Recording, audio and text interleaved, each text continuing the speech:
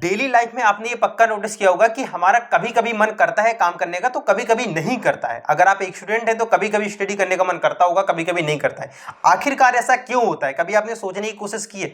आइए इस वीडियो में हम समझते हैं न्यूरो साइंस एंड साइकोलॉजी की मदद से कि आखिरकार हमारे साथ ऐसा क्यों होता है और कैसे होता है। राधे कृष्णा दोस्तों। न्यूरो साइंस यहाँ पर एक सब्जेक्ट जैसा है, जैसे हिस्ट्री साइंस या मैथमेटिक्स, वैसे ही न्यूरो साइंस दिमाग और नर्वस सिस्टम का साइंस है। न्यूरो साइंस में हम सीखने की कोशिश करते हैं जैसे दिमाग कैसे काम करता है, न्यूरो ब्रेन सेल आपस में कैसे सिग्नल भेजते हैं, हम कैसे सोचते हैं, सीखते हैं, ये सारी चीजें न्यूरो साइंस में स्टडी की जाती हैं। जब भी हम किसी नई स्किल्स को सीखने की कोशिश करते हैं तो उस टाइम पे हमारे अंदर मोटिवेशन का होना बहुत जरूरी है। और ये मोटिवेशन दिमाग में एक केमिकल से आता है जिसे डोपामीन कहते हैं। जब हमें लगता है कि कोई काम करने से हमें कुछ रिवॉर्ड मिलेगा तो उस टाइम पे डोपामीन रिलीज होता है, और जैसे ही डोपामीन रिलीज होता है वैसे ही हमारा काम करने का मन करता है। और जब हमें पहले से ये पता है कि हाँ मुझे इस काम करने से कोई फायदा नहीं है तो उस टाइम पे डोपामीन कम रिलीज होता है और हमारा उस काम में मन हट जाता है, यानी कि हमारा उस काम में मन ही नहीं लगता है। जैसे अगर मैंने आपसे बोला कि आओ यार ट्रेडिंग सीख लेते हैं, ट्रेडिंग सीखने के बाद आप 50,000 रुपए महीने कमा सकते हो, तो ये सुनकर आपके माइंड में डोपामीन रिलीज होगा